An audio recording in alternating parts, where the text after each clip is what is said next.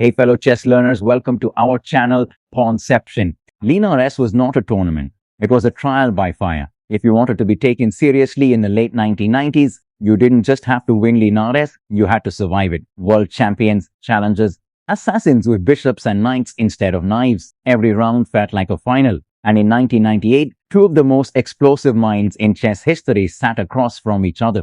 Veselin Topalov, with the white pieces, who was still climbing toward his future world championship, played chess like a man allergic to stillness. Initiative mattered more than material. Pressure mattered more than safety. If the position was quiet, he would disturb it. If it was dangerous, he would push further. Alexei Shirov, the Latvian-Spanish magician with black, a player whose imagination bordered on reckless genius. Shirov didn't calculate to survive, he calculated to create. His games often looked incorrect until they were not, and by then, it was too late. This wasn't a clash of opposites. This was fire meeting fire. Gasoline poured deliberately on the board, and both players smiling as the match was struck. Let's talk about a game that feels less like a contest and more like a controlled explosion, one that spirals beautifully, violently, and inevitably toward chaos. D4. Topalov opens with confidence, planting a flag in the center. Shirov responds flexibly with nf6. No commitments yet, just a watchful knight. Eyes on the center, ready to strike when the moment ripens. C4, the classic expansion. White now dominates key central squares. The position breeds ambition. G6, Shirov signals danger. The king's bishop will soon slice across the long diagonal. This is not passive defense, it's coiled energy. White reinforces the center with nc3. Every piece supports the claim, this space belongs to me. D5, and there it is. The Grünfeld challenge. Shirov doesn't nibble at the center. He attacks it head-on, daring white to overextend. Topalov accepts the challenge immediately. No hesitation. Tension is released, but only to create sharper tension. Black recaptures cleanly. Development with purpose. The knight stands proudly in the center, temporarily equalizing space. This is the moment the game reveals its soul. Topalov pushes the pawn forward on e4, building a massive central presence. It's bold, slightly provocative, and perfectly on brand. White is saying, I will give you targets, but you will have to survive the storm. nxc3. Shirov strikes immediately. Instead of retreating or tolerating white's center, he removes its support. This capture isn't just tactical, it's philosophical. Black is willing to help white build a center if it comes with long-term weaknesses. bxc3. Topalov accepts the bargain without flinching. His pawn structure is scarred, yes, but in return he gains an open b5 and a central pawn duo that radiates power. This is classic Topalov. Give me activity. I will live with the consequences. The bishop awakens. From g7, it becomes the sniper, eyeing the long diagonal and the future pressure points on d4 and c3. A sharp intermezzo. White checks with bishop move to b5, interrupts black's smooth development and asks an early question. It's not dangerous, but it's annoying. And Topalov loves discomfort. Shirov answers solidly. The pawn move to c6 is precise, gaining space and forcing the bishop to decide its fate. The bishop retreats to a4 but remains active. It's a quiet move with a long memory, still eyeing the queen side. Black castles without hesitation. King safety first because storms are coming. Any2, an interesting choice. Instead of the more direct nf3, Topalov keeps flexibility. The knight may support g3 and f4 or reroute as the battle demands. Shirov mirrors the idea. The knight move to d7 prepares to support central breaks like e5 or c5, and it also clears the f-pawn for future action. White completes castling development. Both kings are safe, the center is tense, and the pieces are poised like actors waiting for their cue. Shirov doesn't wait. He challenges the center at its base with e5, striking while white's structure is still settling. This move transforms the position from flexible to confrontational. Lines will open. Choices will matter.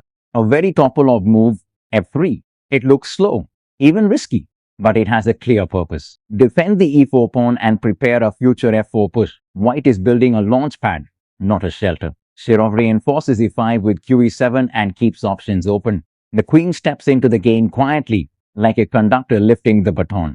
Development with intent. The bishop supports the center on e3 and eyes the queen side. White's pieces are beginning to hum in harmony. A subtle but important move. The rook aligns with the d-file, anticipating central tension and potential breakthroughs. Topalov protects the e4 pawn once more and connects his rooks. It's a preparatory move, calm on the surface, loaded underneath. Shirov improves his knight while moving it on b6, stepping away from the center while aiming at c4 and f4. Black is repositioning, not retreating. The bishop slides back on b3, staying on the long diagonal and avoiding future tempo gains by black. White chooses flexibility over stubbornness. Black challenges white's most active minor piece by putting bishop on e6. This is not about winning a bishop, it's about control, about dictating exchanges. White places a rook in the center, reinforcing d-file pressure and completing development. The army is now fully mobilized. Shirov plants the knight deep in white territory. This isn't a casual hop, it's a strategic incision. From c4, the knight eyes b2, e3, and d6, while also forcing white to react. Black seizes a momentary initiative without a single pawn move. Topalov chooses restraint over confrontation. Instead of trading, he preserves the bishop pair and quietly plans a redeployment. It's a patient move in a game that won't stay patient for long. b5, space, pressure, intent. Shirov expands on the queen side, supporting the knight and preparing further advances. The board begins to tilt toward imbalance. f4. Here comes the storm. Topalov breaks in the center, no longer content with movements. This move transforms potential energy into kinetic force. Shirov accepts the challenge immediately with the xt4. No sidestepping. The center opens and calculation takes over. White recaptures with the knight, keeping lines active and central control intact. The position sharpens with every exchange. A beautiful, venomous move. The bishop pins the knight and increases pressure on d4 and d2. Suddenly, white coordination is tested. Topalov responds with precision. The rook supports the center, unpins indirectly, and prepares for further central action. Defense becomes preparation for attack. The queen steps forward aggressively on c5, 8 eyes e3, d4, and potentially b5. Black's pieces now coordinate like a single organism. A quiet move in a loud position. White side steps potential checks and pins, giving the king a pocket of safety. It's the kind of move that doesn't shine until you realize how many future problems it avoids. Shirov expands again, this time on the flank. It looks almost casual, but it's deeply purposeful, preparing a 4, fixing weaknesses, and creating new entry points. While white eyes the center, black quietly reshapes the battlefield. h3. Topalov asks a direct question. The bishop on g4 has been a thorn, and white wants clarity. This is also a psychological move. Show your hand. Shirov retreats with composure. The bishop withdraws back to d7, but the pressure it created has already done its work. Nothing is lost. d4. White strikes back on the same flank. This is not symmetry, it's confrontation. Topalov refuses to let black dictate queen side space uncontested. Shirov opens the a-file immediately. No fear of complications. In fact, he welcomes them. The bishop escapes to safety unaided, still alive, still useful. White preserves pieces rather than clinging to pawns. A deeply Shirov-like move. The bishop retreats on e8 only to reappear later with greater force. This is long-term thinking in a very sharp position. e5. The central thrust. Topalov commits fully. This move locks the center but also opens new diagonals and kingside attacking chances. The game's character changes instantly. Shirov steps back, rerouting the knight to safer on b6, more flexible squares. Black avoids overextension while keeping pressure alive. f5. The position erupts. White launches a kingside pawn storm, announcing that this game will be decided by violence, not delicacy. Shirov meets the pawn storm with ice-cold logic. The knight steps into the center at d5, blocking lines and challenging white momentum. It's a defensive move that doubles as a counterpunch. Topalov reinforces with bd2, connecting pieces and preparing to meet central tension. It's a stabilizing move in a position that refuses to be stable. The knight jumps again to b4, landing aggressively. This isn't random wandering. Shirov is targeting c2 and d3, exploiting the looseness created by white's advance. Topalov grabs material.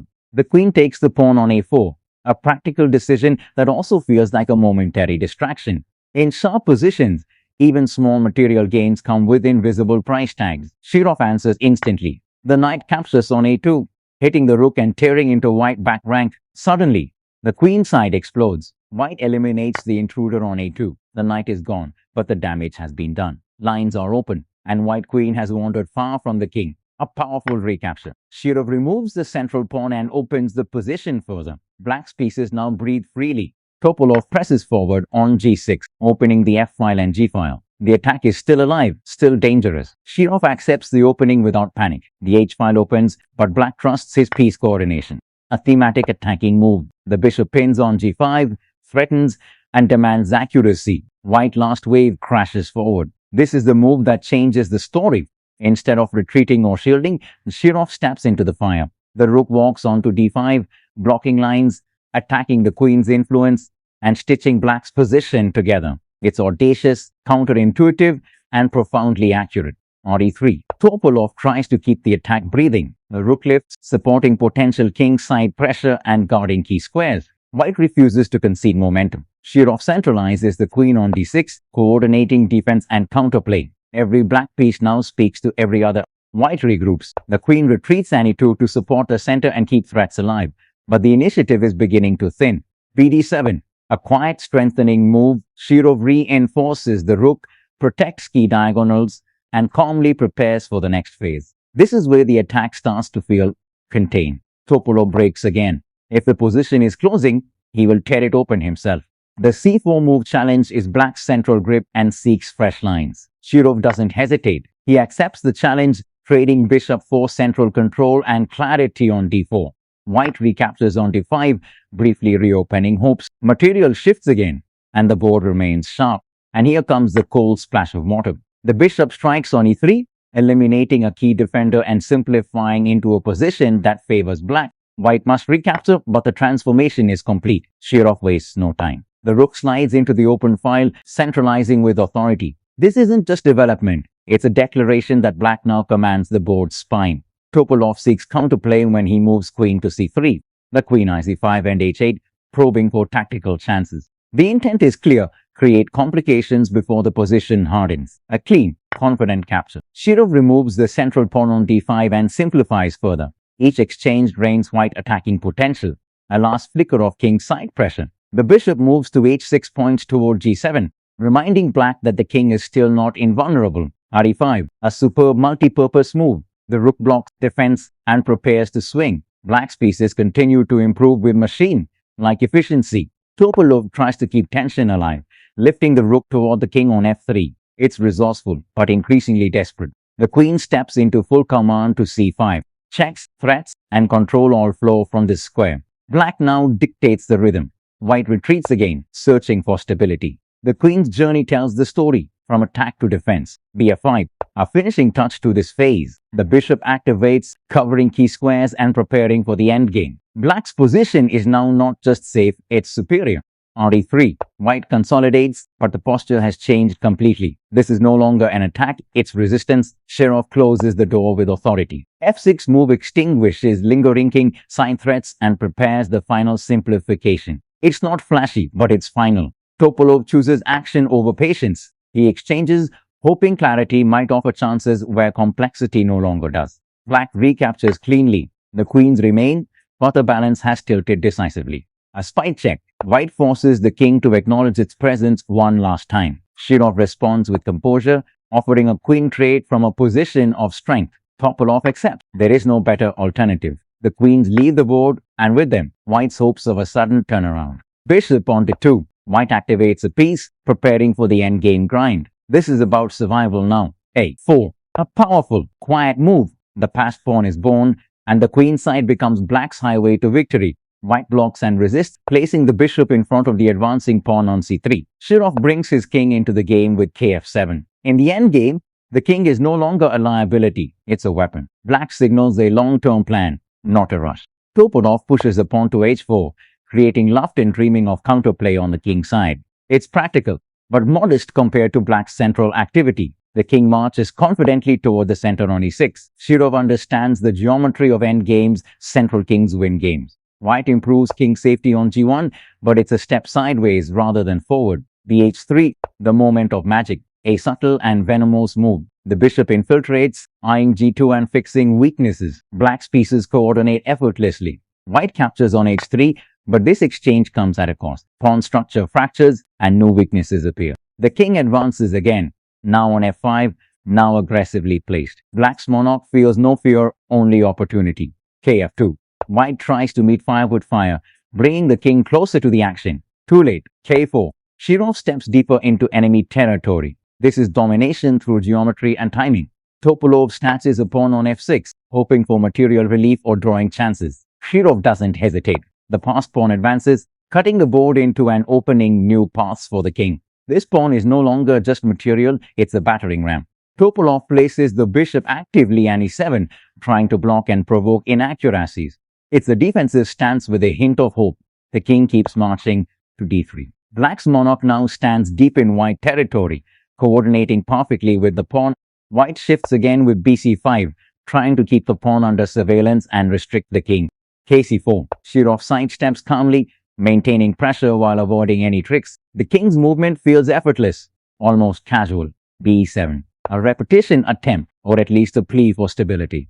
But there is no refuge left. kb3. And here, the picture becomes crystal clear. The king invades the queen side, supporting the opponent and threatening decisive breakthroughs. At this point, white resigns. This final phase isn't about tactics or surprise. It's about endgame authority, the quiet certainty of superior coordination, better structure, and flawless technique. Shirov didn't just win this game. He dismantled an attack, transformed chaos into order, and then walked his king across the board like a conqueror surveying conquered land. A fitting end to a game born in fire and finished in calm inevitability. If this game stirred something in you that quiet or only chess can bring, then stay with us. Because here, we don't just replay move, we relive moments where genius dared to dream. Subscribe and step into a world where every game tells a story and every move has a heartbeat.